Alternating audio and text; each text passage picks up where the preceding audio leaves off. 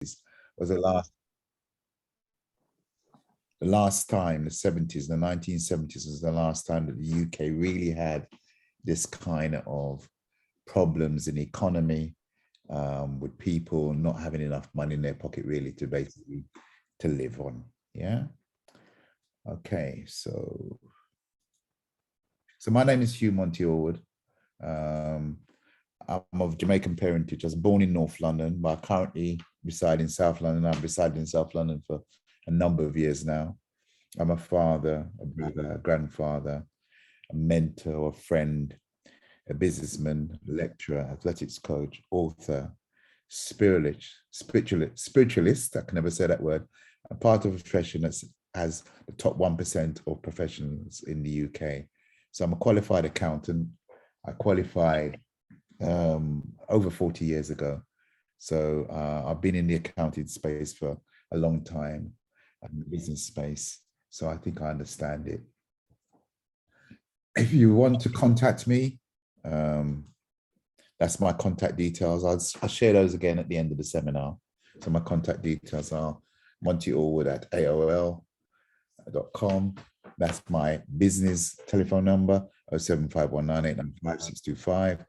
You can follow me on Instagram, Hugh Monty Allwood Official, and you can go to my website, Hugh HA Solutions M, for to download stuff, information, and to book courses.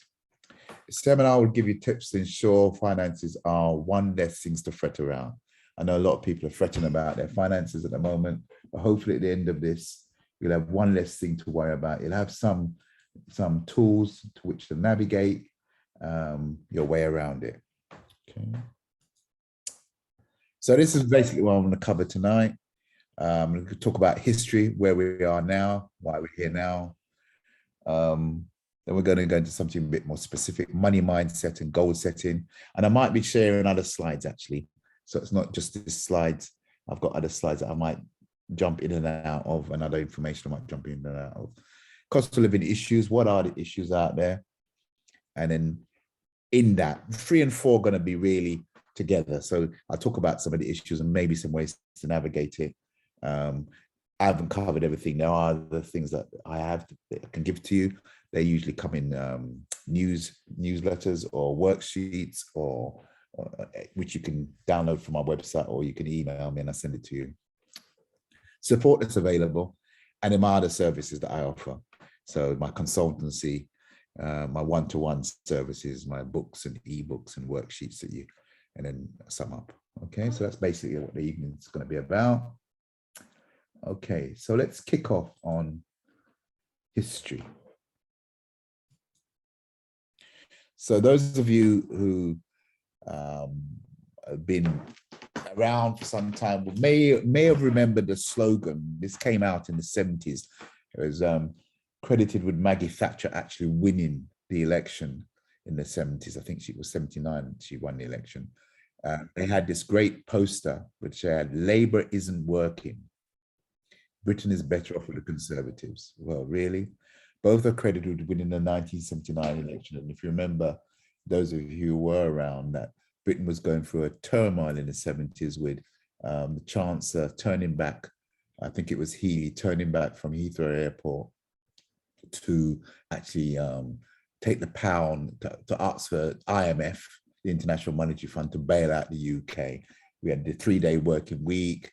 We had rubbish in the streets, which they have now in Glasgow. Those of you who've been following what's going on in Glasgow, in Edinburgh, sorry, there was rubbish in the streets that weren't collected, and there was lots of unemployment. So the country was in a free fall, and the Conservatives came out with this slogan: "Labour isn't working. Britain's better off for the Conservatives."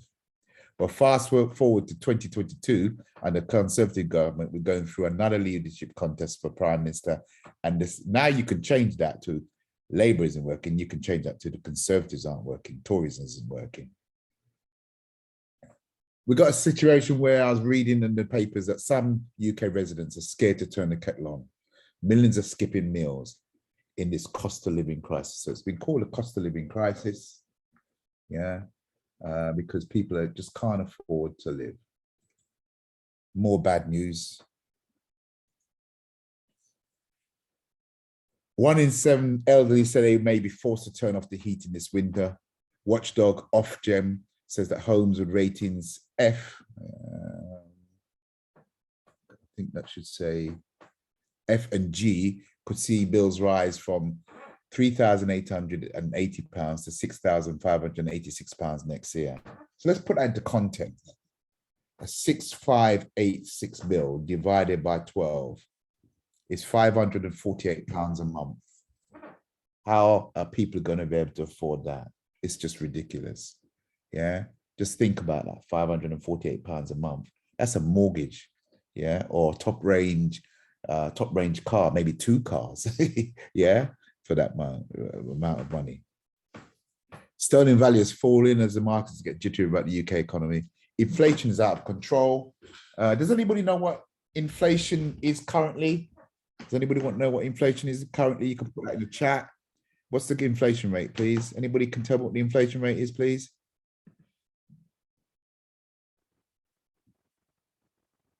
Current inflation rate? 9% or 11%, by 9%? No, it's actually 10.1%. Oh, 10.1, there you go. 10.1%. And it's due, forecast to go to about 18%. So that, let's put that into context. So if you bought something for £1 last year, it will now cost you £1.18 to buy that same product. Yeah. Or let's put it into context. If you had savings in the bank, £1 in the bank, that £1 in the bank is now worth 82p. Yeah, it's now worth 82p because inflation is eating 18% of the value if it goes to that value. So it is a problem. I noticed we had a new prime minister elected earlier today, and she gave a brief speech about cost of living crisis, but no real solutions. Yeah. COVID has made things harder. Sorry, I've clicked on my other screen, but not this screen. COVID has made things harder.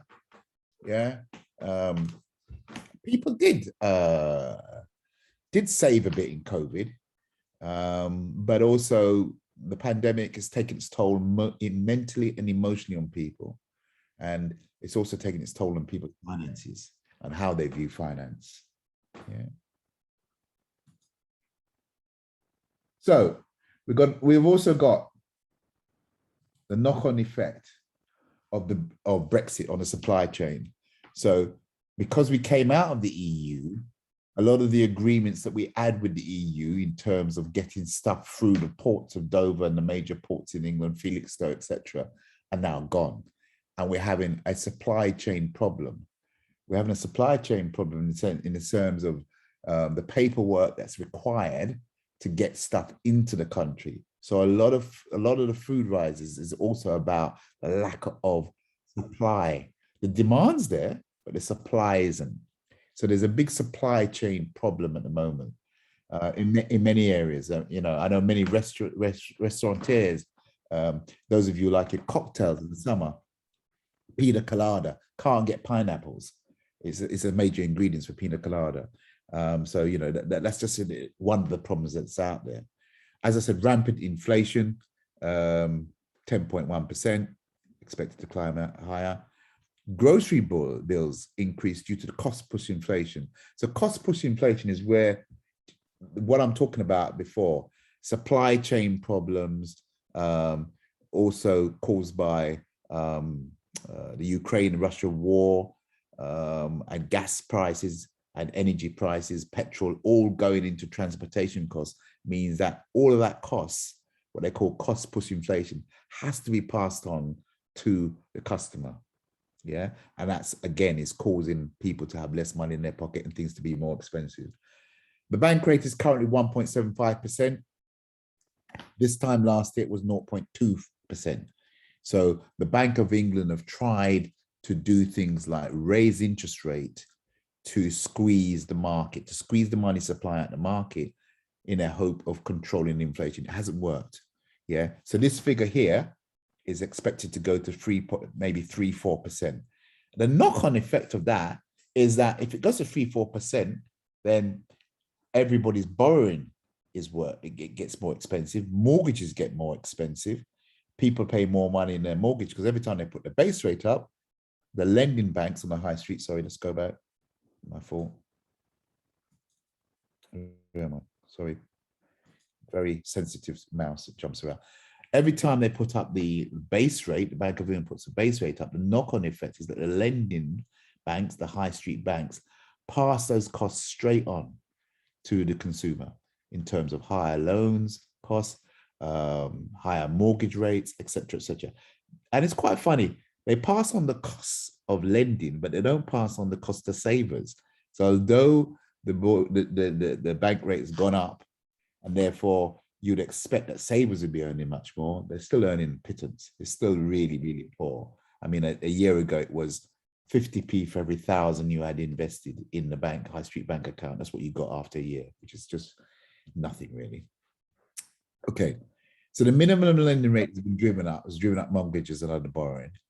Fiscal changes, taxations and benefits have put additional squeeze on income. So we've had the fiscal changes is what you call the taxation, or the way the government gathers the taxation. So you've had the national insurance increases on basically middle income earners in England, has put a further squeeze on the money in your pocket, your wages, your budget. And what they've also done is not only have they put up national insurance, they froze the personal allowance. So effectively, that was like a tax rise, because normally it would go up by inflation, and if inflation's rampant at the moment, 10%, you'd expect the free pay to go up, your tax allowance to go up, but it hasn't. It stayed static at 12,750, I think. So that effect is actually like a tax rise. So that's also affecting people. And this is one that's also affecting people. People in work are finding that pay rises are lagging behind inflation increase. And I know that because I work in the education space. I work for various education institutions, and the pay rise they're offering us at the moment is ridiculous. You know, we were being offered 2% and the inflation's running at 10%. I mean, come on. You know, I mean, everything tells it's going to be, there's no correlation. And the effect of that is that we've gone back to the 70s. Now we've got public sector strikes.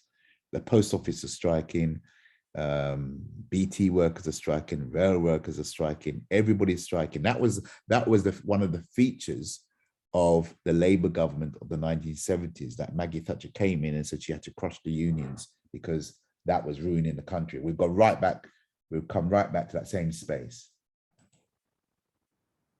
What else is happening in 2022? Right, petrol's up. When I wrote this slide, petrol's gone up a little bit more. I think yesterday I paid 170 for unleaded. So that's even more now, and we know why petrol's up. You know, the squeeze on because of the Ukraine war, etc., and also the government tax. So a big part of what we're paying for gas and energy and petrol is because of taxation in this country. We're the highest tax, one of the highest tax countries in the G7. Clothes and furniture up, gas and electricity. I've lost count of what the actual percentage is. Every time I look at something and they say something different, so I know it's just up massively. Ofgem said they will cap dual fuel price on the 1st of October, which is what, maybe 28 days time or something like that, at 3,549. Now, this is interesting. This is just the average, yeah, and depending on how, what band you're in and how many bedrooms you've got, that works out at 295. So if they cap it at 3,549, at £295 per month, divide that figure by 12, you get 295.75. Well, I'm a bit worried because even before they capped it, right, my energy provider is trying to push my bill to 350. So I'm like, what's going on? So if my bill at the moment, before they've capped it and before the new rise is 350, I don't know what it's going to be at the 1st of October. I mean, I don't know how it's just really, really, really scary. So that's a problem for everybody. Council tax went up quite a bit, but they gave us that £150, or which he did when he was in the Treasury. As I said, they've frozen the tax threshold. National insurance increase. Inheritance tax has also been frozen. If you're a company, draw down dividends, then you pay more. You pay more. If you're a company, if you're trading through a company, you pay more in dividend tax. VAT tax breaks for hospitality and tourism has ended. Sorry, going back. Old £20 notes and £50 notes withdrawn. So if you were saving any of those underneath your bed, as opposed to putting in a bank account, then you can't use those. And capital gains has been frozen. Okay. What else is happening? Bank of England has signaled a year-long recession. They think this is going to go for a year, maybe even more than a year, really. Yeah. Biggest fall in living standards since 1956. Tax burdens at the highest level since the 1940s. So we've never been so highly taxed. In the 1940s, if you recall, we were coming out of the war. So we were paying off the war loan. So we're at that level at the moment. UK predicted to have the lowest growth rate of any G20 nations apart from Russia. So that's interesting, right? So 12 years of Tory government, and we're going to have the lowest growth rate of any of the G20 nations apart from Russia, who is actually at war with Ukraine. So I rest my case there. I don't know if you could, how well you can say they've been running an economy. Child poverty has risen dramatically, and the pound has fallen dramatically in August. The pound, I think, is now about £1.14 to the dollar, and it's also fallen against the euro. And given that our fuel, given that our energy, our fuel is priced in dollars. Let me go back. Sorry.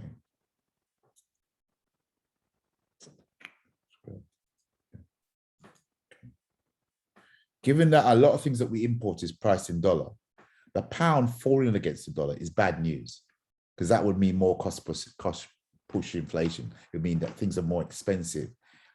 The fun side of that, the upside of that, is that it should mean that our exports are more attractive because they'll be cheaper. But we're not exporting anything. What is Britain export? What do we make? What do they have? We have no oil, we have no gold, no minerals. Yeah, the only thing we export is financial services, really. So it's all gloom and doom. Sorry, guys. It's gloom and doom, gloom and doom. Yeah. And it's gloom and doom about that thing, money, that topic, money. So let's talk money. Yeah. So now I'm going to go through these slides. Again, looking at specific areas. Cost of living in small firms. I'm a small business. I operate as a small business. Many small businesses. The background of Britain's been called the nation of grocers, aren't we? That's what we were originally called. Bleak future forecast for small and medium-sized companies. No price cap. There's no energy price caps applied to business. So businesses have the full whack. Yeah, they get the full Monty. Many of them are going to go out of business, especially as a hospitality business. They can't, so this new prime minister, she's going to have to come up. Well, what they're going to do, they're going to borrow. They'll borrow. They'll borrow the money, which is inflationary, but they'll push the costs down to your children and grandchildren. They'll borrow the money and put the money in your pocket in a small business. It's the only thing. That's the only thing they've got. They've got nothing else to do. Okay, so many bills will soar, energy bills. So businesses have not only have got energy bills, they've got rising inflation, but they've also got labor shortages. Remember that Brexit effect? Get Brexit done? Well, it is done or not done. I don't know, depending on your viewpoint. But one of the consequences is that labor shortages, all the cheap labor they had in the Eastern Europeans have all gone back. And now they can't fill those jobs. And those people living up north, I must say living up north because I live down south, are not willing to travel down south where the jobs are because they're just not willing to travel. Yeah, I'll leave that one there. So what to do? If you're a small firm, you contact your energy suppliers, you try and agree a repayment. Yeah, you find out the energy suppliers have any support schemes, and I'm going to talk about that later. You check what business finances schemes and grants available from government. Install a smart meter. That could just, so you only pay for what you use, no estimates, and you reduce your cost by switching off light bulbs, laptops, office equipments when they're not needed. Yeah. Working from home is also going to cause you a problem. Yeah. Boiling the kettle will cost you more, period. So if you're a person that likes your cups of tea, it's going to cost you £1.14 I worked out per week. Yeah. It's going to cost you a lot more. The average litre of water will cost you 5.7, about 6p to boil a kettle, a litre. And if you have 4 cups of tea, 7, you can do the maths. It's going to cost you more. Running a let's go back, sorry.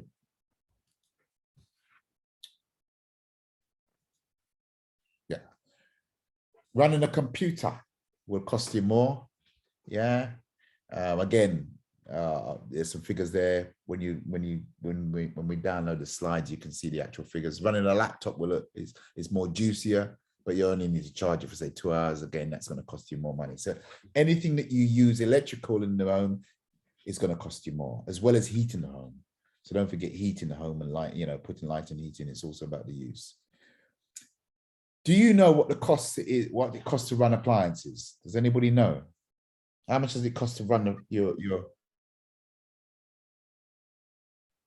Let me see what people are saying. Time to buy flask. Yes, I agree. I kind of agree. That's yeah. Let's go back. Yeah. Do you know what it costs to run appliances? Okay, I'll pull up a little list of what it costs later on. So working from home, as I said, it's not only about energy. You could wrap up in a blanket, only heat the rooms you're in. You need to shut all the doors. You can use a smart meter, thermometer timer, thermostat radiator, valve to control heating from your mobile phones. There are things you can do to mitigate against the great costs that you're going to come up with working from home. Yeah. Okay, so I'm going to move into another area now. Any questions there so far? No questions at the moment, Hugh, so keep going. Okay. Please, can I remind everyone to please put their questions in the chat, and we will do them as we go along, as our custom is. Okay. Angela had one question, actually. So sorry, Hugh. Angela had one question. Go on. Just quick on that section, while you're on that section. Which section? Yeah, on that first section before you moved on. Okay, go on. I'll go about what are the incentives out there and how can you access them? Is there any lobby petition that people can continue to sign to hold our government accountable? How do you find out the household rates from 2G? Yes, those are 3 questions. So the household rates you can get from your household rates and what they're going to charge you, the energy companies? Clarify, please, Angela. And then the last question was from Angela again, how are the vulnerable and the elderly going to manage? Right, okay, so I've got a slide towards the end about the help that the government, there is a bit of help already, that they've put into the system. The problem is they don't think it's going to be enough given the rises that are coming, that are due. There's a energy cap is going to be October, there's going to be one in January, and there's going to be one next April. And they reckon that those January and April, there isn't enough money in the kit at the moment to meet those rises. That's why everyone's panicking. But they are trying at the moment to give some sort of support. The best thing to do is to go to the .gov website that will give you the government support. And then the support, any other support from your energy provider, the energy providers at the moment have a dedicated team and space on their website where you can log in and you can see what support they're giving you. Does that help, guys? Talk to me. Yes. Yes, no? yes, it does help. Okay. All right. I'm gonna move into another area now. Before you move on, somebody just put a question. I think Megan, she said, I am unable to have smart meter as the gas and electricity meter is under the basement. What do I do? To be honest with you, she's lucky. Yeah, because the smart meters, the first set of smart meters that came out weren't calibrated properly and were giving bad readings for people. The new set of smart meters that have come out, I think, are much better calibrated, but the jury's still out about whether or not they are actually as accurate as they should be. They say you should put in a smart meter to watch what you do, but people have had some problems with them. So it depends on the energy provider. It does depend on the energy providers, because I think the first ones that went in, it couldn't be read by, when you change your energy provider, it's meant to be that any energy provider can read a smart meter, but that didn't work out. So yeah, I haven't got a smart meter and I'm happy. Yeah, I'm happy. Yeah, I'm happy, but that's just me. Okay. So another question quickly, sorry, Hugh. Would it be better to run your home on just one utility, just on the electricity rather than electricity and gas? And another question is, my smart meter experience has not been good, so should I change? What should I do? Right, this is the problem. Once you've got a smart meter, you can't get it out. So that's the first problem. Once you've got, as far as I'm aware, once you've got the smart meter, it's very difficult to come off the smart meter. You can't come off of it. So you really don't go on it in the first place. I can't really answer that. I mean, the one about whether you should run it just in electricity or gas, it all depends on how you use your appliances, the appliances that you have, when you use them, whether you're on economy 7, which means it's cheaper at night time, so you can run your washing machine, which is one of the biggest users of, if you've got washing machine, one of the biggest users of energy and costs. You can run at night time, the washing machine, dryer, with dishwasher, all those sort of kitchen appliances that us people in the modern world think that is necessity. Yeah, they're very juicy to run. Or do the old-fashioned thing. Yeah, wash by hand, hang it out on a line, wash the dishes in the sink, put it on a draining board. You know what I mean? There's many little things you can do to mitigate against these costs. Yeah.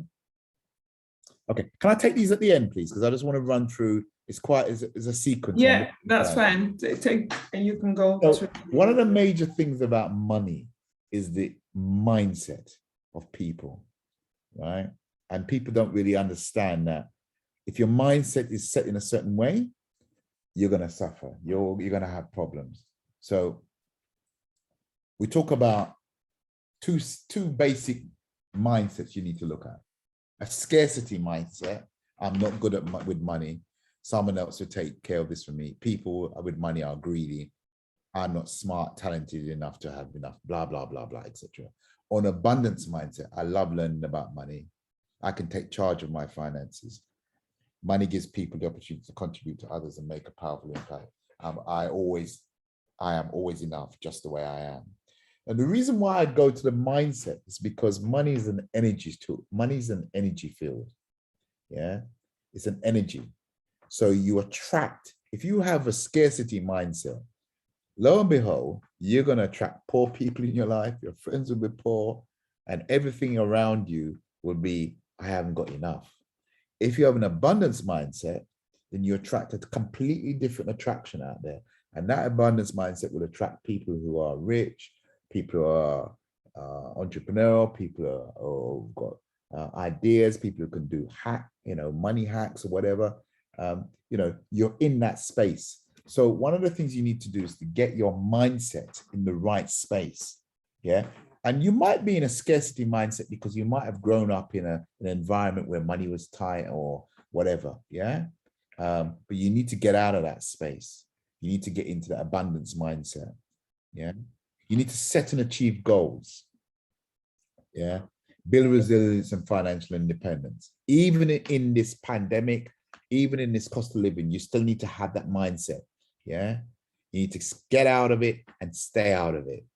You need to take care of your finances. So you need to write down your goals in short-term, mid and long-term goals. What is my short-term goal? I need to put food on the table for my kids. I need to buy them school uniform because they're going back to school in September. Short-term goals. What's your mid-term goals? What's your long-term goals? Long-term goals. I want to go on a holiday, I don't know, to the Caribbean, to Africa, to Dubai, blah, blah, blah. I want to build a house. You must have goals. Yeah. And we talk about goals. You have a pyramid of goals. The bottom of the pyramid is you create a budget. Yeah. If you don't create a budget, if you don't look at your ins and outs, what's coming in, what's going out, you're no man's land. You're just going to be swimming. You're just going to be part of that tide, just whirling around in a whirlpool. Yeah. Paying off existing debt. That's the next step. Pay yourself first. You might want to say pay yourself first comes before paying off existing debt. Some people do that. Create an emergency fund. Yeah. So you create an emergency fund. So, you know, if anything happens, you lose your jobs, you're made unemployment, you've got 2-3 months before, forgive my language, the shit hit the fan, as they say. Yeah. Build a savings pot.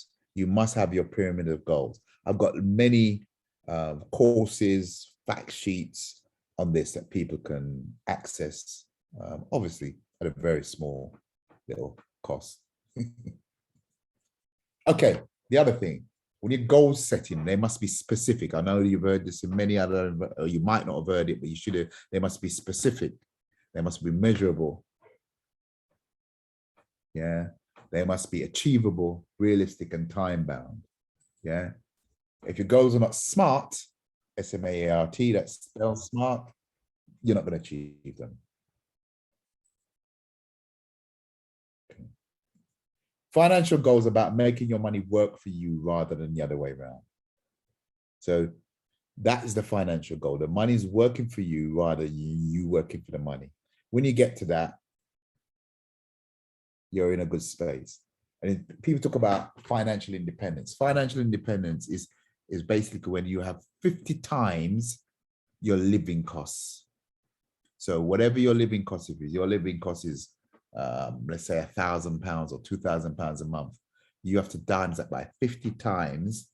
When you're 5x your actual living costs, yeah, then you can say that you're on your way to financial independence. And that 5x is ready cash that you can put your hand on. We're not talking about assets that are tied up in property or whatever. We're talking about ready cash. So what I'm basically saying, if you earn 2,000, if your cost is £2,000 a month, 50 times that would be 100 grand. So you need to have 100 grand before you can say 100 grand in cash that you can put your hand on any time before you can say you're financially independent. And most people can't do that because this last survey I saw, most people have less than £2,000, less than £1,000 in their savings account. Yeah. So it's a big ask. Yeah. All right. So money mindset.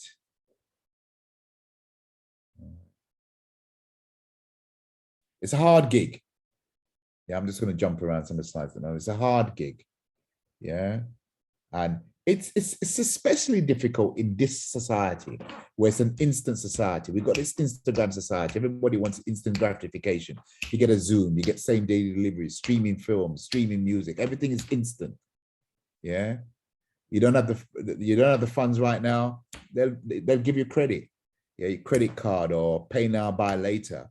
All of those schemes to keep you in the system, to take the money out of your pocket and into theirs. Yeah. If you have no goals, you're going to get caught up in all of this stuff. You're going to get caught up in this instant gratification mindset society. We want it now. You've got to have it now. Yeah. And all that leads to is just debt and problems. Yeah. It's a hard gig. Yeah. It's a hard gig, but you've got to take your emotion out of it. And by having goals and writing those goals down, you're going to take the emotion out of it. So you're not emotionally following the crowd. You're not emotionally doing what everyone's doing or trying to outsmart anybody. You're just tunnel vision about what you want to achieve. And one of the best ways to do is to automate the process, automate the saving process, automate all your bills, have separate accounts for everything. And that's one of the ways to do it. Okay, this is me, because I'm an accountant. I track and trace every dollar. Track and trace. We talk about track and trace. Boys talk about track and trace. COVID, I'm talking about track and trace your money, your pocket, your COVID that, right? Track and trace every dollar coming in and out of your life. You make a budget and you tick off from that budget. It's tedious. The money coming in and the money coming out. Because I said money is energy. So if you don't track and trace it, you're going to lose track. You get caught up in that whirlpool. It just swims around, and before you know it, you lost control. One of the things that I've seen some colleagues do is at work and cash envelopes. I know people say, oh, well, I don't use cash nowadays. Well, you can just put the money in different accounts, digital accounts, or different cards, a Revolut card, Mondo's card, and just use different cards for different things. But cash envelopes allow you to control your spending. It's one of the best ways of controlling spending. So in other words, you put 20 quid in an envelope for a particular spending cause. When that 20 quid is done, it's done. So there's no more money to spend on that item in that area. And that's one of the best ways of controlling your budget. You can do the same, as I said, electronically. You can put money in a Mondo's card. I think Revolut, if you've got a Revolut card, is one of those new digital banks will let you have seven different pockets. There's a name they call it, but basically you've got 7 different accounts where you can stick your money in, and you can use when you spend. It will debit those accounts, and same idea. Use a budget calendar. So what expenses are recurring? I always get caught out by the recurring expenses that I haven't budgeted for. And I thought, oh, I didn't know that was coming up this month. But yeah, use a budget calendar. Audit your household bills. So the section I'm going into now is more specific things you can do to keep yourself in tune, keep your budget under control. Look at all your household costs, turn down the eating, switch providers. So, as I said, make a budget. I always say make a budget, use cash envelopes. Okay. Sorry. Why does it keep going back? Okay. So, insurance, that's a sneaky one, because most of the insurance companies know that most people just renew the insurance and they put the money up. I've never had an insurance when they put it down. Even car insurance, they find a reason to say, oh, you lost no claims here, blah, blah, blah. It always goes up. Broadband again, look at the broadband deals. There's quite a lot of deals at the moment. Switch mortgages if you can. Yeah. This is a funny one. SS Energy, I picked this up. They were suggesting that people could do star jumps as a practical exercise on hula hoops to keep warm in the winter. I think they were taking a mick, but I did see that written in the financial press. Yeah. And Eon, which is another provider, said they sent their customers 30,000 pairs of thick socks. Really? Energy bills. Question is there enough money for it? Oh, I don't know. We're going to need some help. Okay. Yeah, don't switch to a fixed deal. Keep on variable rate. Further price increases coming in October.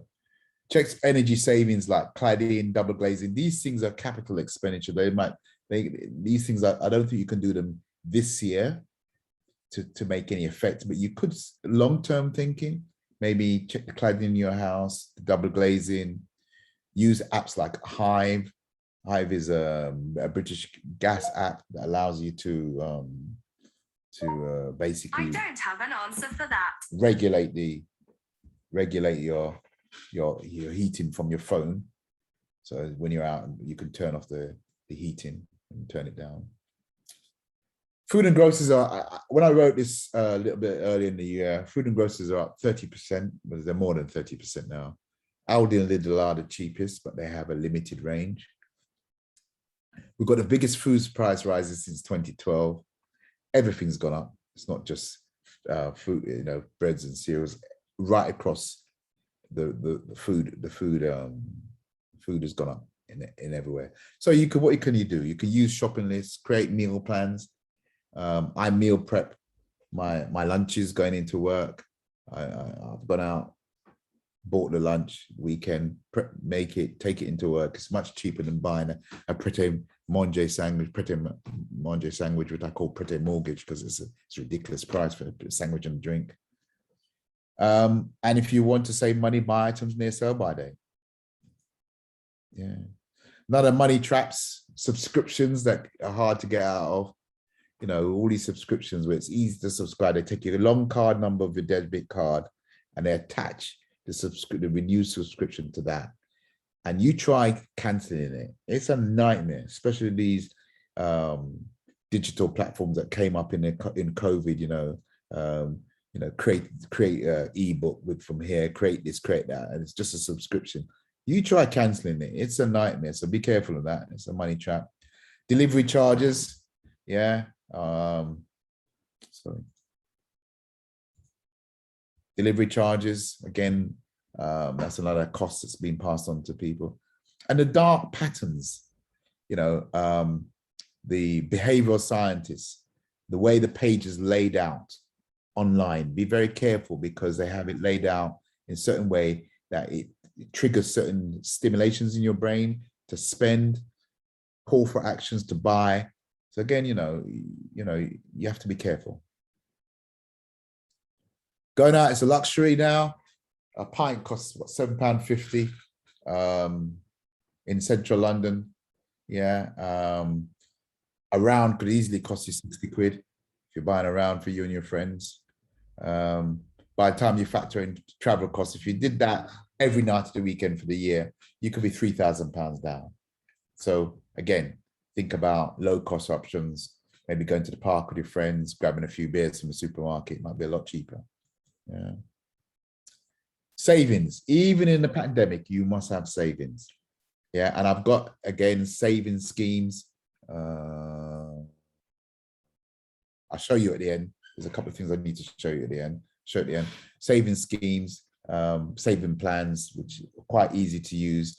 I think one scheme that allows you to, between September to December this year, you'll save £510 if you follow the scheme. Another what scheme will you save £122 in that period over that last quarter? So there are loads of savings schemes I've got. Regular savings is a must. Yeah, you must always have regular savings. Yeah, even if it's just £10 you're putting into an account. Yeah. Use this concept of sinking funds to buy big ticket items. So sinking funds is basically you put money into an account regularly, and then when you've got the money to buy the item, you go out and buy it. The other alternative is to buy it on your credit card, or just buy later, pay now funds, all debt creating and not really the way to do it. Yeah. I got something here also. Keep saving somewhere where it's harder to reach. If you've got savings in an account that you can easily just switch it, the fact is when things get tough, you will switch your savings out of there into current spending. So put it in, lock it away so you can't reach it, you can't touch it. That's the only way to really guarantee that you have that money. High street banks, terrible rates. I lost track here. I did have it all down, but basically, sorry, my apologies. Go back on. Yes, you need to check out Telegraph, Sunday Times, the Times, the Mail. They have a page on the best saving rates. Yeah. Or join my savings schemes. As I said, I've got plenty of savings schemes. I've got the Gold Partner scheme, which is a brilliant scheme. I've got just cash savings schemes. Yeah. Okay. Debt. Make a plan to pay off all your debt. Prioritize your debt that can land you up in court, like council tax, fines, and mortgages. If you'll get into trouble, go on a debt management plan. I think Step Change are the number one there. You can get a debt management plan. They'll ring up all of your creditors and make a deal on what you can afford. And the creditors are not supposed to put any interest on it. It can take years to pay off. Yeah, providing you go through step plan. Real trouble, get an involuntary arrangement. You don't really want to be in that place because that one is a bit tricky. It's better to go through the debt management plan. Switch credit cards. Go from one that has interest on it to 0%. So to do that, you need to get your credit score high. Yeah. What you mustn't do in an energy crisis is stop paying the bill. Yeah. Don't stop paying the bill. There is, I've seen around, there is a things floating around the internet about won't pay, don't pay. Very, very, very, very tricky thing to do, because if you go down that route, you might find yourself CCJ'd, and before you know it, you're in a whole heap of financial worries and you can't get out of it. You know, you're blacklisted. You don't, much better to contact the energy supplier and say, look, I can't really afford this. They are obliged to offer you some support and a way of paying off the debt. Yeah. Okay. Yeah. The other thing is, don't go down the route of reducing your direct debit, because you know the summer months you burn less. So you could usually what did happen in the past is that the summer months you'd find that you were in actually credit with the energy companies, and you could reduce your direct debit. I would say in this climate, no, leave it, because that money that you're building up will go towards the overpayment. The overpayment in summer months will go towards the paying off the more expensive colder months, and it will be cold this winter and will be expensive. Don't give up on budgeting. Cutting back on pension payments as part of your, don't cut back on your pension payments. So if you are trying to make cost savings within your account, your budget, pension is something that you shouldn't really try to cut back on, because that's going to affect you later on in life. And as I said, if you must cut back on your savings, still keep your savings. Don't axe the savings habit, because that's about mindset again. Everything is A, B, and B nowadays, so you don't have to buy anything. You don't have to own anything. You can rent everything, from Prada to art, from new clothes, going to a ball, going to a gig. You can rent everything. You can rent designer clobber. You can rent children's clothes. Everything is rented. John Lewis is a big player in this here. I didn't even know that, but till the other day, John Lewis are a big player in this, renting clothes, baby clothes, and everything else. Yeah, so you don't have to buy everything. You can rent it when you need it. Other considerations: you can reuse, recycle, create a side hustle, downsize your lifestyle, create a plan to invest, watch your credit score, sign up for cashback sites, cap coffee costs. You don't need those 4 cups of coffee a day. No, you don't. You think you do, but you don't. Yeah. Or make your own coffee, bring it in a flask.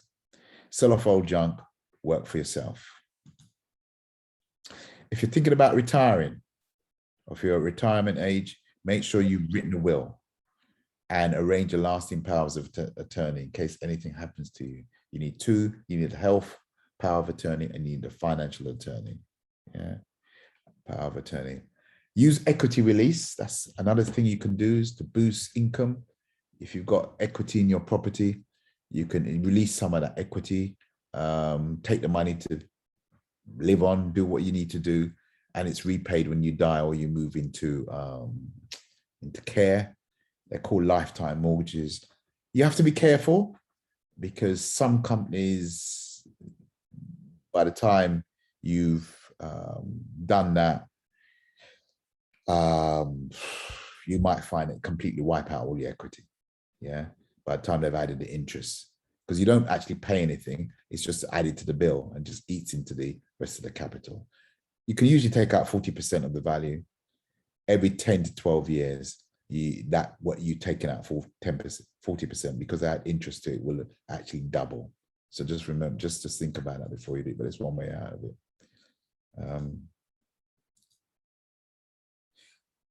Sorry. Yeah, habits. Habits make us and habits break us. So keep your habits of good financial discipline going. Automate your savings, pay yourself first, create an energy emergency fund. Yeah, have defined goals, save even in this climate. Aim to clear on your unsecured debts. Yeah, when you've cleared those, still use that money for short-term goals and long-term goals. Yeah. Can you do it? Yes, you can. It's doable. You just need to change your mindset. Be positive, change your mindset. Kind of support, somebody was talking about support. I'll just quickly run through that. Support that's available. Energy payments, £400 energy payments coming soon in October. I think in October, November, you're going to get £66. You're going to get £67 December, January, February, March 2023 per month.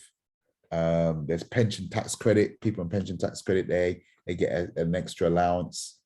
Pensioners, somebody talked about pensions. Pensioners are going to get an extra 300 quid, even if you receive the winter fuel allowance. There's disability allowance, an extra 100 quid is coming in this month. And there's a household support fund for people who aren't caught by anything like that. There's 1.5 billion out there, which you can claim. Yeah. There's council tax rebate. Most of us have had that. And there's a warm home discount. Again, that can be taken, and that's also available. No limit to what you can achieve. So don't give up on your goals because we're in this cost of living crisis. So that was a small introduction to the services that I can offer. I can help you to level up, as Boris will say. Yeah. I have courses on wealth building, gold, Bitcoin. I can do a money MOT, investing, one-to-one mentoring, budgeting. I've got a book of money that I'm trying to get out next year. Yeah, so that's me, Hugh Monty Allwood, 30 years as an accountant. You can contact me via all social media. That's my details. And now, one final thing before I go, before I take any questions. That's what I'm planning to do. 2024, I want to be the first Black mayor of London. I'm going to run. I've got a plan of how I can make London the greatest city in the world. And it will be done by somebody that looks like me, yeah, a Black man. So that's my plan. So that's sort of the things I've got planned for housing crisis. I plan to upskill young people. I've got a plan for cheap electricity. I've got a plan for transportation. I've got a plan to decarbonize the cities. I've got a plan for sustainable business. Yeah, I think I can do it. Just need your support. So that's what I can do.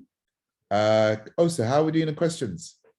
I'm going to read them out and then we'll see how it goes. If you have any questions, if you put them on the chat now, and I'll read them as we go along. Thank you. Everyone is hailing you to continue, Hugh. So please, we will be supporting you and in whatever way we can. Aneta is excited to hear that you're going for Mayor of London. Angela says, I love the partner system, but it's becoming increasingly hard to find a reliable one. So what should she do? Should she do partner, or she should just do the bank? Well, I don't know who she's doing it with. I've been running partners since I was a kid.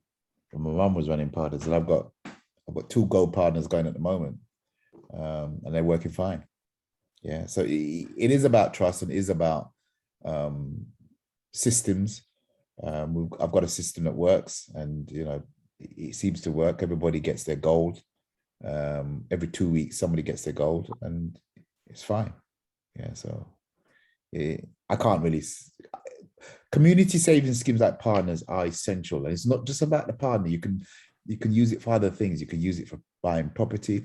In the community, we've got ideas to use it to have to grow our own food. So we're looking to buy land at the moment for allotment. We're looking to buy warehouses where we will grow our own food, because for some reason our community has been absolutely milked on the food.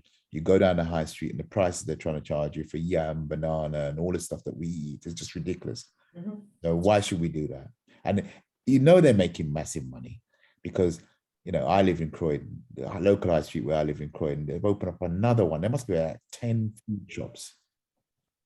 Yeah. Now the main guy in Croydon, comes to the Rotary Club. How much do you think his bottom line is a month on food and hair that we put into his pocket? Go on, give me a guess. Anybody? Don't know, 200,000? No, not that much. Not that much. No.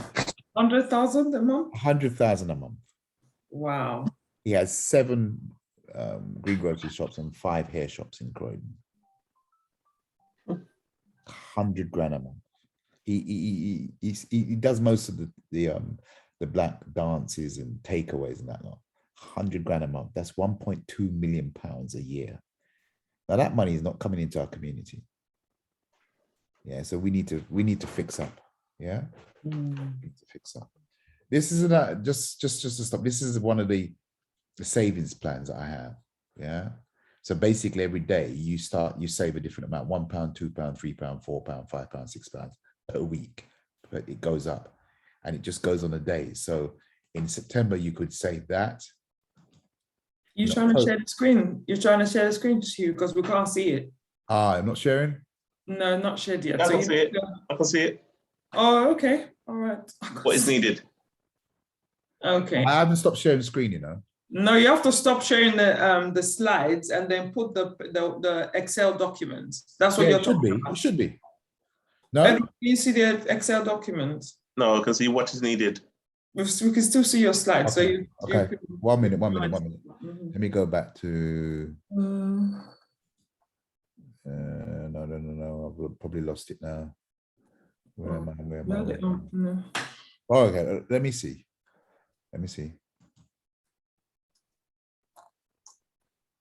Got okay. That's my slides. Yeah. What's needed? It's that one. Yeah. Yeah. I need to I'm go sharing to that one. Yeah. So I want to go to the screen where that's. I think you have to stop sharing that All one. right. Stop sharing that one. Okay. Yeah. Yeah. That's it. All right. And then go back to the. Start. Yeah. So start share screen again, and then pick your next one. Okay. Share screen. Okay. And it's this. Is this one here? Yeah. That. There you go. You see it now? Yep. October 2022. Yeah. Yeah. So in September you would save 130 quid because you save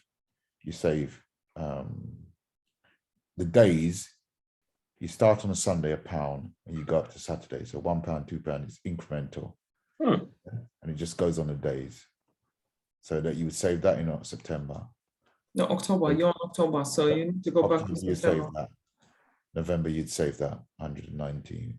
December you save that. If you started it 1st of September and finished it on the 31st of December, I worked out you save £510 between now and the end of the year. Good. Right? Just little schemes like that. You can change this around. That could be just £1 a day. That could be £2 a day. Some people actually do the actual amount of the day. So £1, £2, £3, £4, £5, and the last day they save £31 in a day. So there's many variations, right? But that's one of the fastest ways to create an emergency fund. Get a jar, sling the money in there each day. Yeah, don't worry about putting a bank account because by the time you're going to do that, you'd have spent the money. Are you with me? Yeah. What's the other thing I wanted to share with people? If I can find it.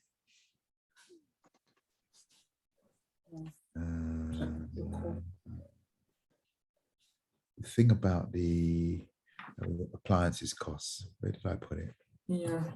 I can send it to people. Yeah. I can send it to people. So can I do a couple of the questions now? Somebody's asking, is asking what's the name of your community?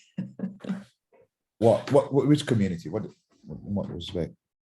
I don't know. Maybe I don't know. This person's name is ZG, so I don't know who they are. I don't know them. Okay, let them.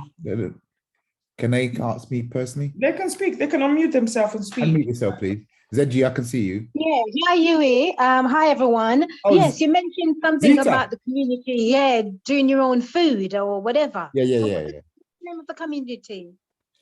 Well, it's Ubuntu. They're Lewisham based, and we're in a moment talking about that. Yeah, how we're looking at allotments and growing our own food, and just we're basically trying to get the Asian shopkeeper out of our business. Sounds good. Yeah. All right then. Thanks. Okay. Thank you very much. Good idea. I've started saving £2 coins, and we have over 100 to go to Southend. It used for days out. Okay, cool. Just trying Say to that go again? back to the beginning. Now, I'm just trying to go back to the beginning so I don't miss any. Angela said, they could do close swaps, instead of, having to buy or borrow from or hire from John Lewis. Yeah, I mean, I've got a list of there are many things that people can become what's the word, innovative at saving money. I'm sure there's tons out there that I haven't even thought about, you know what I mean? But yeah, the main thing is to look at your budget and to look at what your needs are, your wants. Needs are what you must spend on. Yeah, your council tax, your food, blah blah blah. Wants are just, or I want that shoe, or I want that pair of trainers, or blah blah blah. You can cut that out, and most people will have to cut that out with the energy rises coming, because the energy rises are not. They are quite a lot incremental. In some cases they're doubling like 100%. So if you were paying £200, it's £400. So it's another £200 to find per month. So they are substantial. And even with the government help, you're going to have to look at your budget. You're going to have to cut back on something, unless you're rolling in it. Then it doesn't matter, does it? Yeah. Thank you, Hugh. Next question. Have you any side hustle jobs you could recommend? So what jobs do you think people can do as a side hustle with their job? Yeah, I've got a list of side hustles. There's loads of things. I mean, Can you send the list, please? yeah, if you send it to my email, I'll send you I'll send you the list. Yeah, I've got a list of 50 side hustles, things you can do. Yeah. What's a good option for self-employed and pensioners? People that, what's a good option for them? People that are self-employed or, small business owners, what options do they have in terms of pensions? I think that's the question Selena is trying to ask. Selena, you want to unmute yourself and ask the question so we're clear, because I don't understand the question myself. Yeah, no, I think you've covered it. I'm self-employed, and obviously you spoke about the interest rates rising with the banks and stuff. So I was just thinking, what alternative options are there that are low risk for pension? What, paying into a pension, or? Yeah. Like, would you recommend stocks and shares? Generally, just saving. What would you suggest for a self-employed person? Yeah, you should have stocks and shares. But first of all, have you done, going back to my pyramid? Have you got the basics in place? So in other words, have you got that emergency fund? No. Right. So I wouldn't even worry about stocks and shares until you've got the basics. Go up the pyramid. Start off with a budget. Right. Cover your costs. Then you build your emergency fund, so that if you lose your job or for whatever reason you can't work, you've got money to live on. Yeah. And then as you go up the chain and you decide what's your goals, what's your short-term goals? Do you want to go on holiday? Do you want to buy stuff for your children, grandchildren, or whatever yourself? And then your long-term goal is your long-term goal. You want to have money in your retirement. How much money do you want to have in retirement? It's just not a, what's the word? There's no one size fits all. Every individual is different. So you have to sit down with the individual. You have to look at their circumstances. You have to look at their risk profile, how much you're willing to risk. Because the more risk the greater your risk profile is, the greater return. But the greater the chances are you're going to lose everything. For instance, I'll share with you. So you would think, okay, you're not going to get caught. I've been around finance and money for a very long time, on qualified account, but cryptocurrency, yeah, came in crypto. Everyone's jumping on cryptocurrency. Everyone piled into cryptocurrency. You can get this return, get that return. Two things they didn't tell you. Cryptocurrency is a decentralized finance. Yeah. When you buy the crypto and put the crypto on a crypto platform, they have control of the keys. They can close it anytime. That's what they happen. I put my investment into 2 crypto funds. They closed it, walked away with the money. One of them, we calculated, they made about 18 million pounds worldwide. The next one, we think they must have made about 120,000. That happened on the crypto platform. It happened on the gold platform. So you have to be really, really careful about, these schemes that are unregulated. Yes, they can get big returns, but the risk of losing your money is also great. So when you're talking about what's the best, I can't say what's the best. You have to sit down with a person, look at their risk profile, look at their whole financial mechanisms that they use to really say, this is the best route to go down. Does that make sense? Yeah, thank you. Yeah. Yeah, you can contact me if you need more support. Yeah. Mhm. Okay. Anything else? Somebody was asking, oh God, 1 second. Let's just go back. What's the best energy saving bulb to use? I have no idea. I have no idea. I'm sure I've been told and I've seen, there are loads out there. I mean, I wouldn't know. And to be honest with you, I don't even go down that micro level. I think just be sensible. You buy an energy saving bulb. You turn off your appliances when you don't use them. Yeah, you make sure that you don't, you make sure that you do your washing maybe at a particular moment in time, so that you're not using the maximum electricity. I must find that list. Let me, before we go, I'll show you the cost of appliances. I'm not sure where I put it.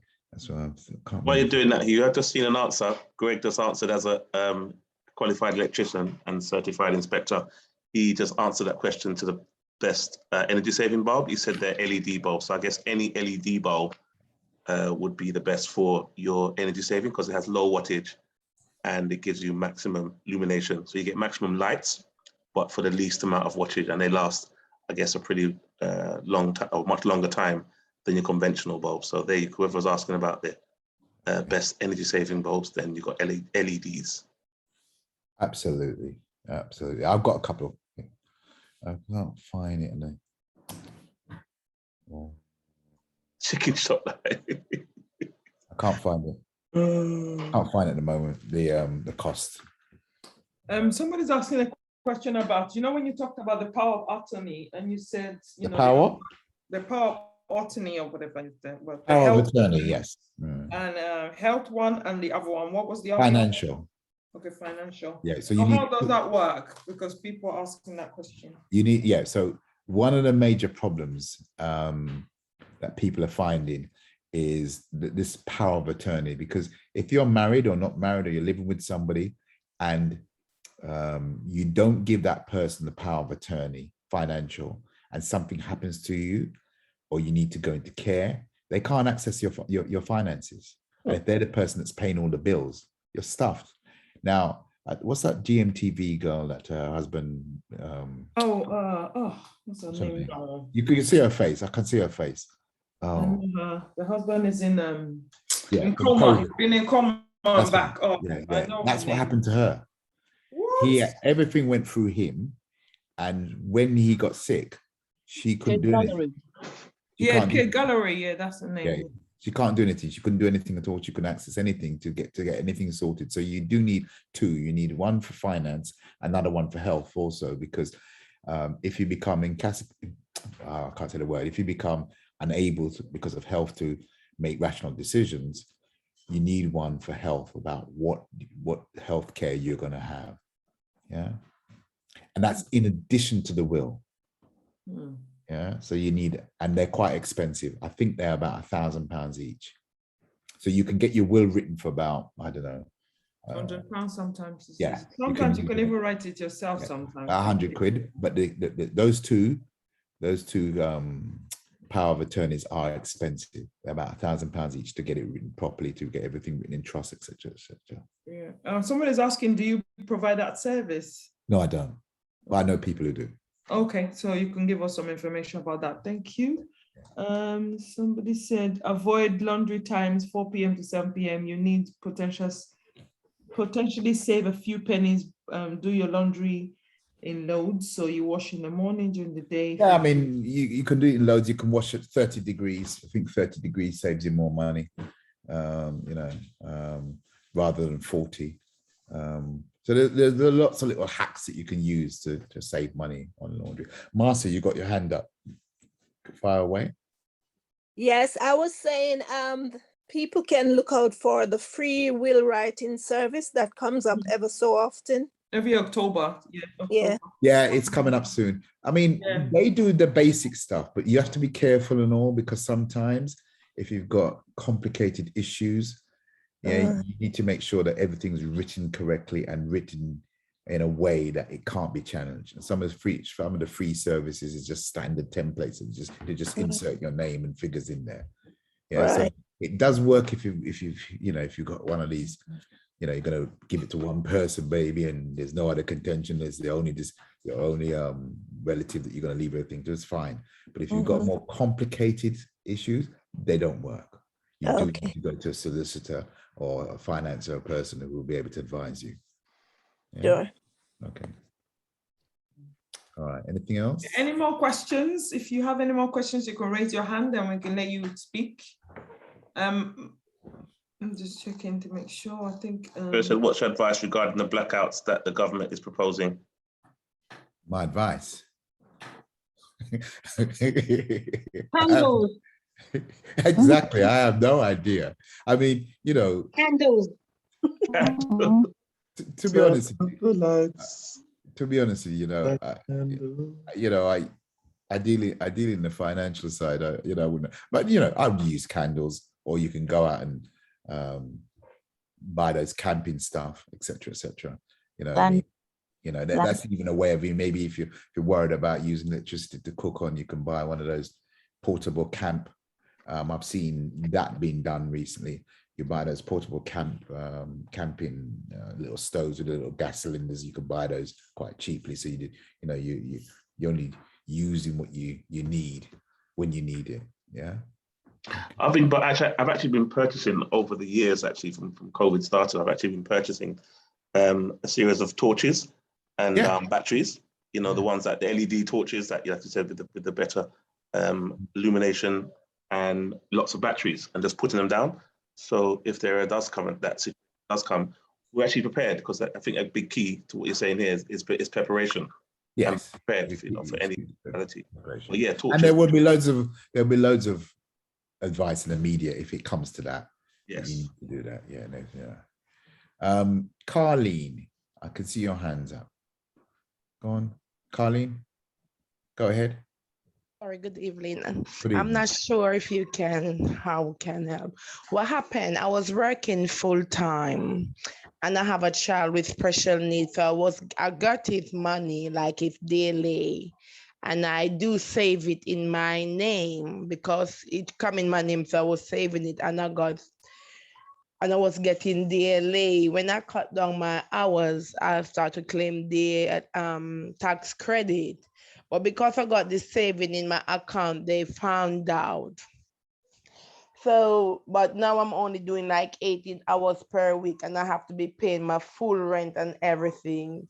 I was wondering, is there any solution around that? Any solution? So basically they've taken you off. Yeah. Anything that's means and I have to be paying it back. Be paying it for. Not really. The only thing you could do, you're paying rent to the council or to a housing association? Council. Yeah, most councils in London have a hardship fund. I know Croydon do.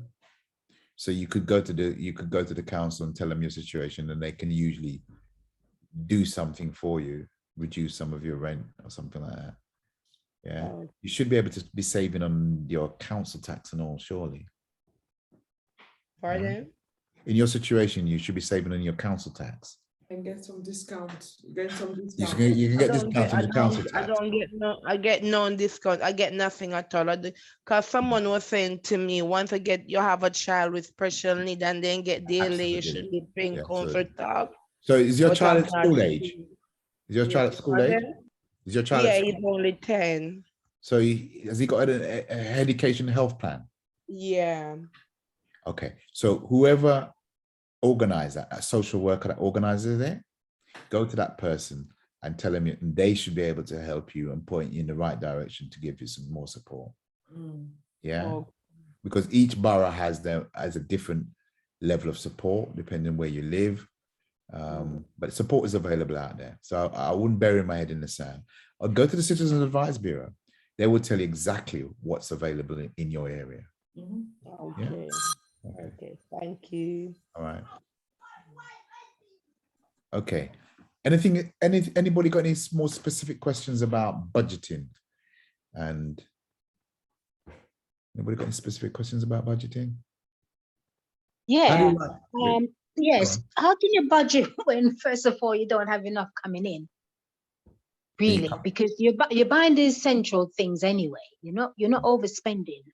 That's for me anyway. Just a very basic. As you say, go to Aldi or Lidl, yeah, and you don't you buy what you need, not what you want. So how can you budget in that case? You're doing all the cutbacks you can already. Yeah. But then you have buying to all change the your mind. cheap stuff I hear already. you. I hear you. But then you have to change your mindset. Mhm. You do have to change your mindset about maybe you might have to recycle some meals. You know what I mean? You do that already. Precisely that. Yes. Yeah. Yeah. Something that you do.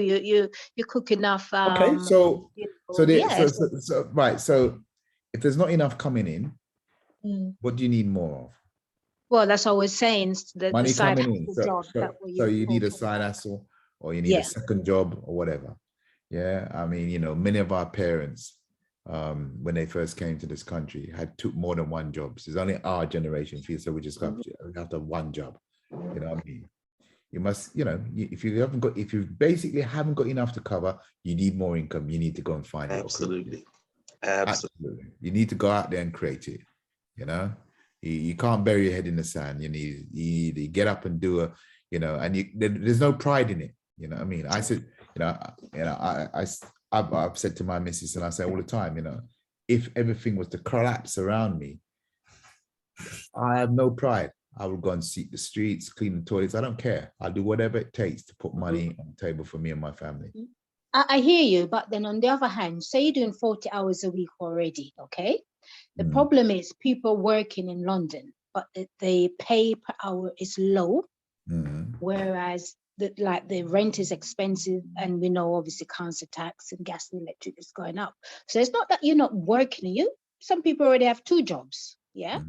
So even to put more hours in, you're just going to kill yourself. The problem is the rate per hour. It's not very high, unless you're a CEO or, have money that you invested years ago that you can get returns or whatever. So, but the bottom line is ordinary people working, but the rate per hour is low. Yeah, that's the cash. That's exactly the crisis we're in. Cost of living crisis. Exactly. Like this year, I didn't get a pay rise in April. So you're lucky. I did not get one. I didn't say I did. I did not get one. People in education, where I work, my area, we haven't had the pay rises for ages. Precisely. So that's what the problem is. We're not getting enough money per hour, and then I'm doing 40 hours already. But all right, Zita, let me just explain to you, right? Well, let's have a dialogue.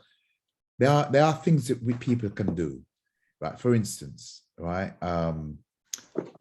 If you work in central London, which I do, right, you can take the train in. Well, the cost of that is astronomical. You can cycle, right? You can walk. You can use scooters. You can buy an electric scooter.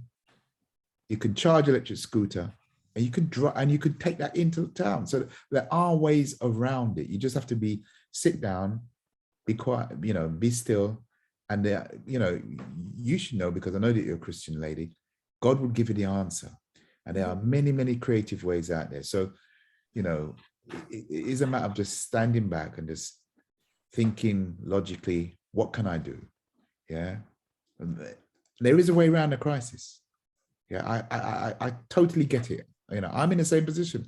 There's X amount coming in, but the bills are going astronomical. So, how you have to cut your cloth. The most important thing I'm trying to say here is live within your budget. That's the most important thing.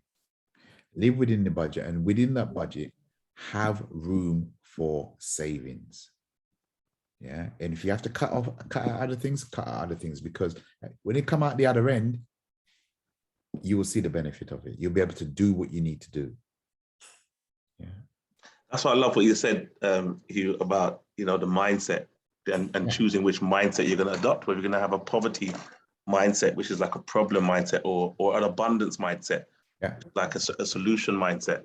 And that's why I reiterate, it's so important that we embrace, especially as Christians, the scripture in Ecclesiastes 11:2, where it says we should have 7 ventures or 7 businesses, or even 8.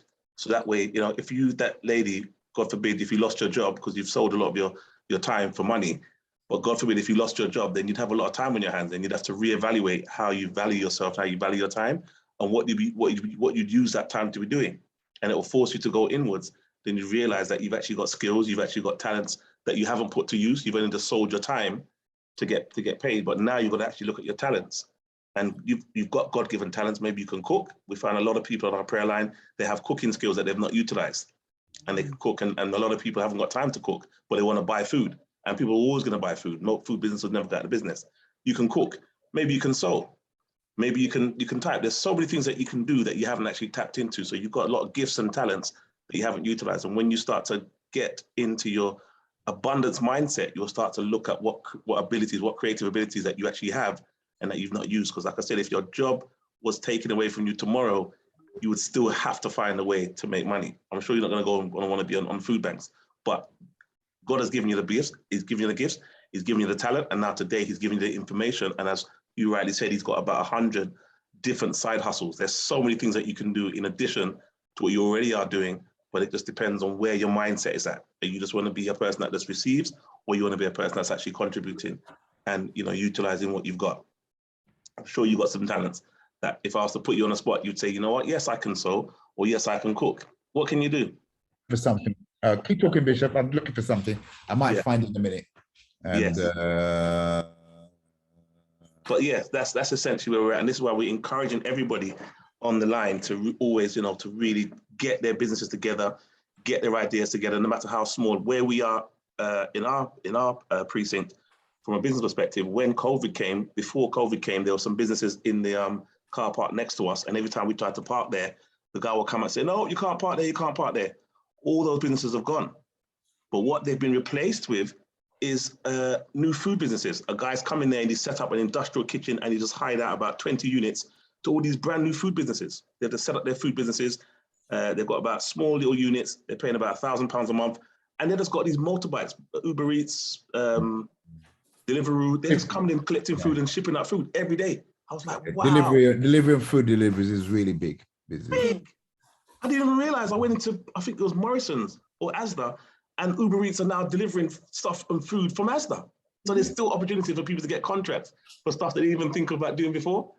So there's so many opportunities. When you have a recession, you always have a lot of opportunities that come during that time. It just, again, as Hugh said, it depends what mindset you are of at that moment. So yeah, there's lots that can be done. And we always encourage people, if you are believers, because I said, the Bible tells you that when Isaac sowed in the land, it was a very severe famine. He sowed in the land and he reaped 100-fold return in that same year. So there's so many opportunities available to us now more than ever before. But it all depends on what mindset we have. If we're going to, we just recline ourselves to, we're just going to wait and take what the best we can, or we're going to, exercise our faith and exercise, the power of the God that we serve to really bring us through abundantly, through this time. Because he said, I'm the Lord is your shepherd. You shall not want. You shall not lack. So, if you're using the word, you've got to really believe it and be applying it and walking in it with complete faith and complete belief. I was trying to find something called a cash flow quadrant. I don't know if people. But basically, Robert Kiyosaki, who did the Rich Dad Poor Dad, has got a cash flow quadrant. People can look it up. It's called cash flow quadrant, and basically, he's got a quadrant where there are 4 sectors in it. You're an employee, you're a business owner, you're self-employed. But the main quadrant where you really become financially independent is where you're an investor. And you get to be an investor when you have basically 7 streams of income paying you passively. So you're not having to exchange your time for money. They're paying you passively. And that's where you really need to be. I remember when I said in the presentation that when we talk about financial independence, we're talking 50x your income you need to be able to have as ready cash. Then you can say you're financially independent. So if your bills or your income is $2,000 a month, you need to have 50 times that, which is 100 grand in ready cash that you can draw on to be financially independent. If you haven't got 100 grand lying around where you can say, I can go and take 100 grand, then you're not financially independent. You're still, sorry to say, you're still on the plantation. Yeah, it's called Karma Kitchen. You can look it up. It's called Karma Kitchen, Karma. I was just so shocked. Karma Kitchens. And they just have. Well, it's one of the fastest growing businesses at the moment. Massive. They call them, there's a name for the kitchens, but when you go to Deliveroo, you might think that you are actually buying stuff from that particular place. You're not. What Deliveroo now have is contracts with a lot of providers where the Deliveroo have a warehouse, which is a kitchen, and when you call the food up, they make the food and they just send it out to you under that badge. So you're not actually going to I don't know, Kentucky Fried Chicken. Yeah. So that's the way it's going. Wow. Yeah. Local deliveries. Being creative. I was just so shocked. I went to Asda and I saw the guys from Deliveroo and Uber Eats collecting products from Asda. And I was thinking, when did it start? And they say it only started recently. So. Well, Amazon collect and deliver from Morrison's. They call it Amazon Fresh. There you go. And look how long Morrison's has been there, and look how long Amazon's been there. But again, they saw an opportunity and they, decided to be creative. They utilized what they had to get what they wanted, which was more, a bigger place in the market. And I just like what Amazon's doing, because Amazon's not even a retailer. Amazon's actually, they're an app. They're actually an app. They're actually just like Uber. They're actually an app. They don't actually stock anything. They've only just started recently to stock products in the last 3 years, where Amazon is actually a software platform. That's what they do. So I'm just going back to one of my slides. So the new economic model is that you don't own anything. That's right. You rent everything. You pay a subscription, you rent everything. Now, I think that's fine for certain things. But in England, as I keep telling people, England is built on 1066 rules. Does anybody know what the rules were in 1066? What happened in 1066? What happened in 1066? The Battle of Hastings. Yeah. Battle of Hastings. Always remember that from history, from school days. And what they don't tell us, what they didn't say is that the Normans that came over, what color were they? Yeah, this is an interesting one, isn't it? The Normans that came over in 1066 were black. Wow. Right? And they created from the Normans, the Norman law created the Magna Carta. The Magna Carta underpins the unwritten constitution in Britain and the Houses of Parliament, which basically says this: the law of the land is common law, and if you own land, you are a lord. If you don't own land, you are a serf. In other words, you're owned by the lords. 99.9% of the people in England are serfs. Now, one of the things that they did, they're quite cute, these people, right? Number one, if you came from East Africa and you got a council flat in Camden, and so you're talking Somalis, Eritreans, these are prime property. So they move people out by creating universal credit, because before you could have 8 children and you would get credit for everybody. Now they say, no, we cap it at £26,000. We then look at the rent and say, you can't afford to live there because we can't on any universal credit. We move you out of our prime property. We put you in Peterborough. They don't want you living in central London. The next thing they did, they brought in Russian money, all the dirty money from Russia, went into Knightsbridge. So the top end of the market went up to £17 million for a flat, which means everything gets pushed up. So now, even at the bottom end of the market, it's £250,000 for a little 1-bedroom flat. Most people can't afford that. Next thing they did, they changed the tax laws to make it that if you was a landlord, it became uneconomical and not tax efficient to be a landlord, because they took away the mortgage subsidy from your buy-to-let mortgage that you were getting. Next thing they did, They squeezed the mortgage allowance, the money supply into mortgages, so that not many people could become buy-to-let landlords. Because who were becoming buy-to-let landlords? Those dark-faced people. So they've cleansed. So they're cleansing central London by not allowing you to buy any property there. Look at Brixton. Look at Hackney. These are areas that had a lot of black people and now being cleansed totally. They don't want you to be lord of the manor. They don't want you to have land. You can rent as much as you like. They don't care. They don't want you to buy property in England. That's the key. And they don't even want their own people to buy property, let alone people that look like me and you. Right? Yes. So people need to decide which. So when you understand the economics of it all, that's why I say group economics is the way to do it. Because how did the Caribbeans and people from Africa, when they first come in, how did they buy their property? They through their partner. They want each one. How did the people from Asia do it? They help each other. Group economics is the way to do it, because it's very difficult for a young person now to buy property in England. Very difficult, especially in London. Yeah. Possible. Yeah. So we have to think differently. I think it's gone on for some time. I'm probably through. Thank you so much, Hugh. My throat is dry. I hope I've helped people. You have. It's been really interesting, and we've actually learned a lot. I have learned a lot.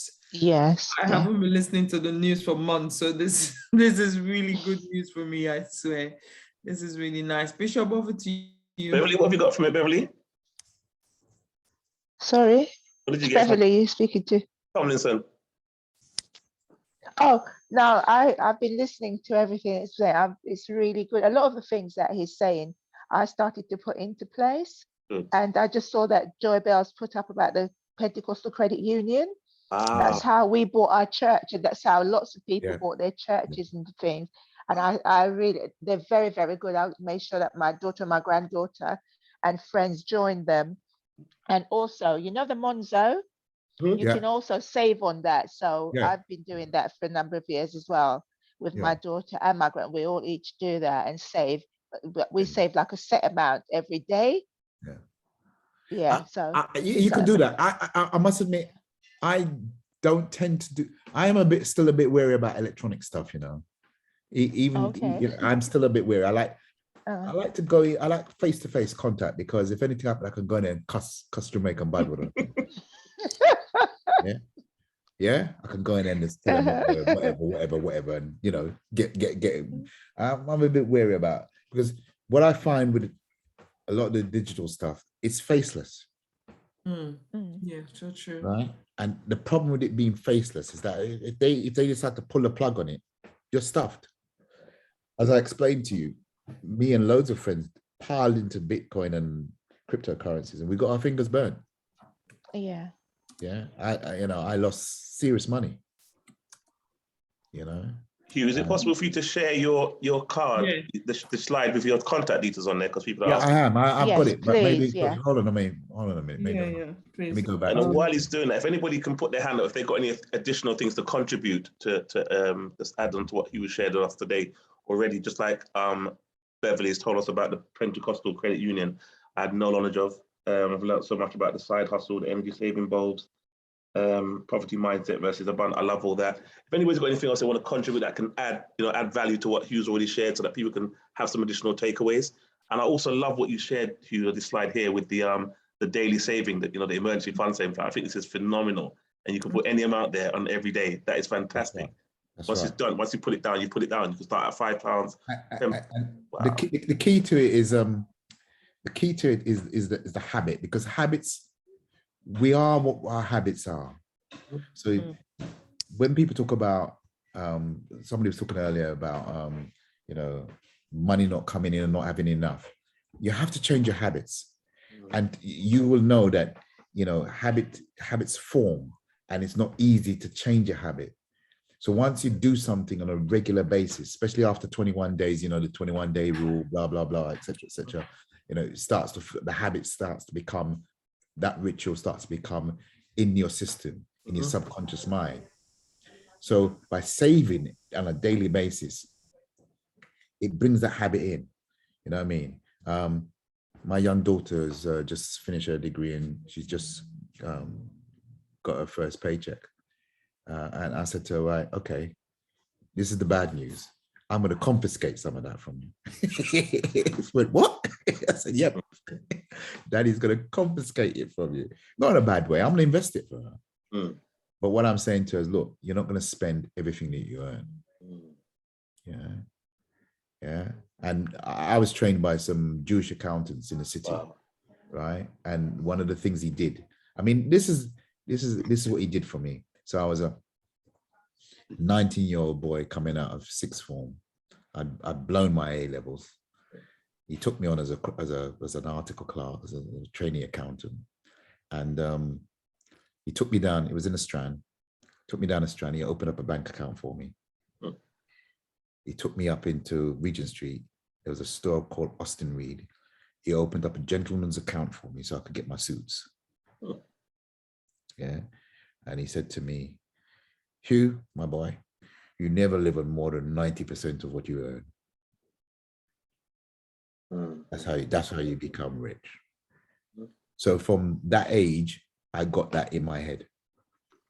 So you earn £1, 10% should go to God or whoever you're tied in with, whatever church, whatever system. 10% to yourself. Yeah, because you are God. So pay yourself first.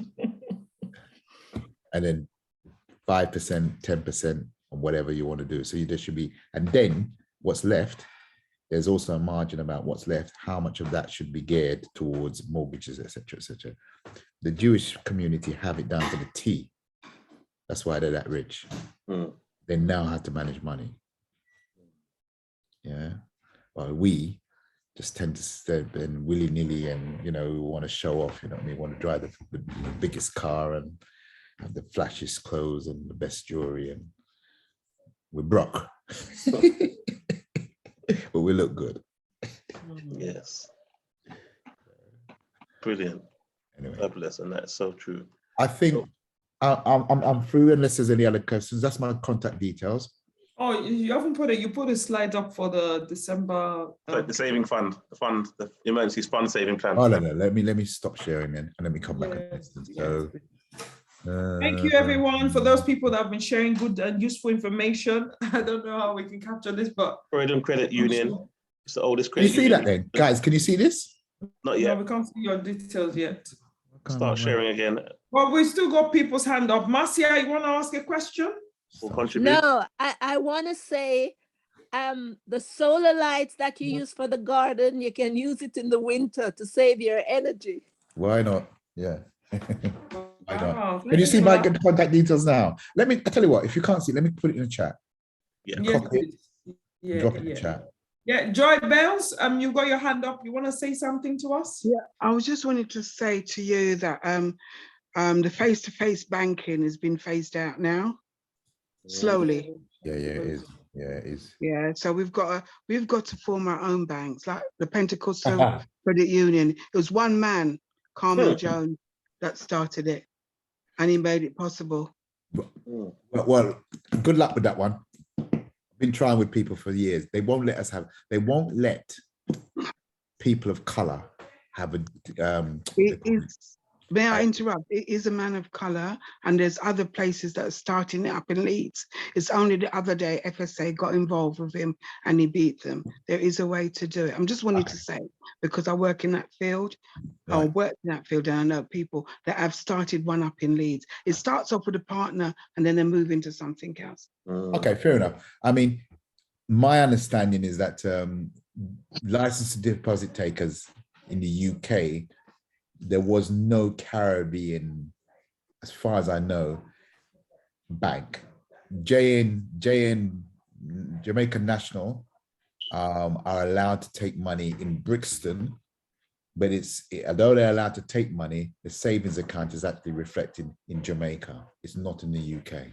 Okay, check out the Pentecostal Credit Union and see what they're doing. Yeah. A friend of mine, Carlton Young, has said there's a Croydon Croydon Caribbean Credit Union. So if anybody created by Windrush people, because High Street banks won't get to, it's the same story.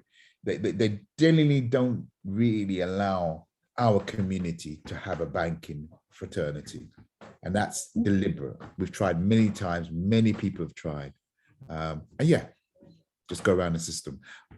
Hugh, can I just say about the Croydon Caribbean Credit Union? Go on. You know, they've got lots of assets.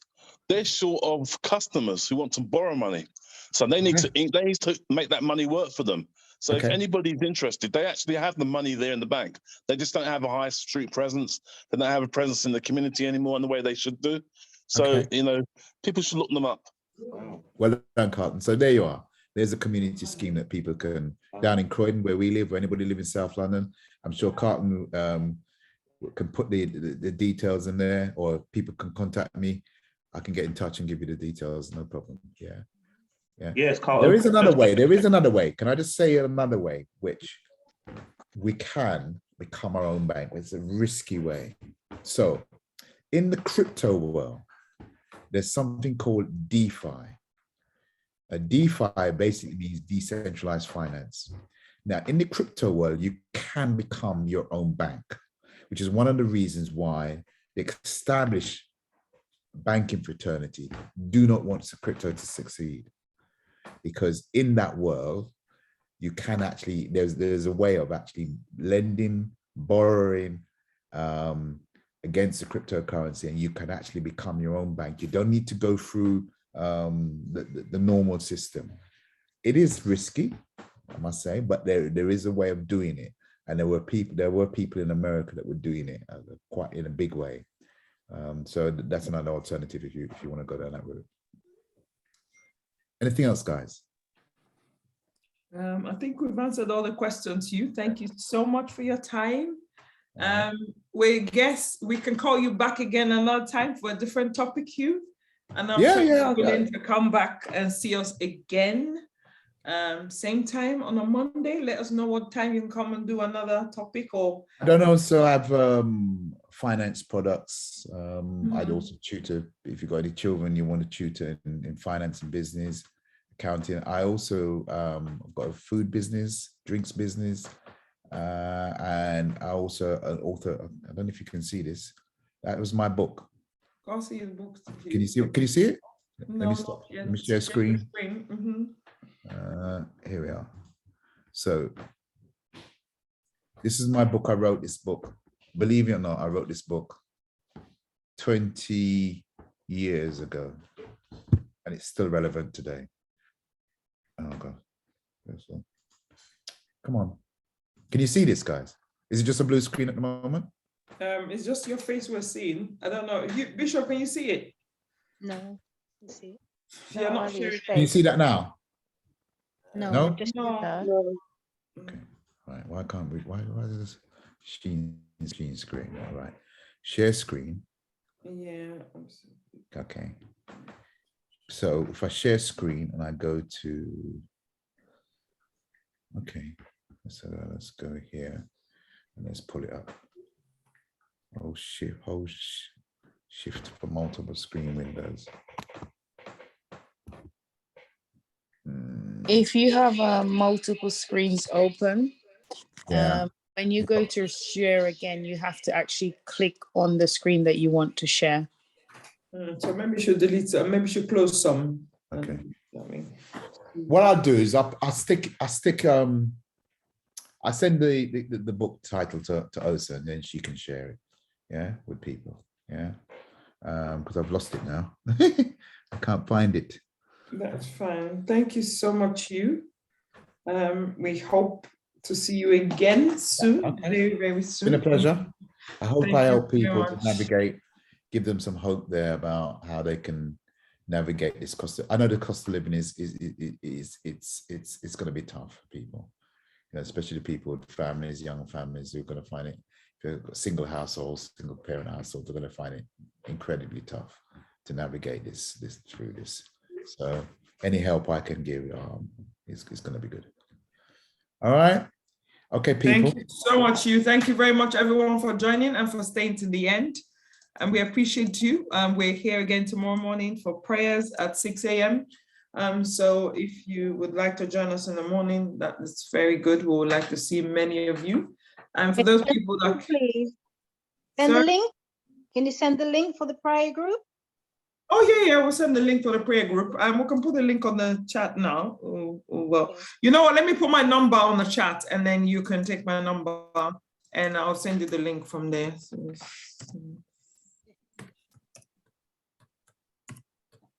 yeah, and we're here every Monday as well. We do different business topics. So next week, we're bringing another guest to come and talk to us as well. So next week, Monday at 7 o'clock, if you'd like to join us, we've got a different guest coming in next week to talk about a different topic.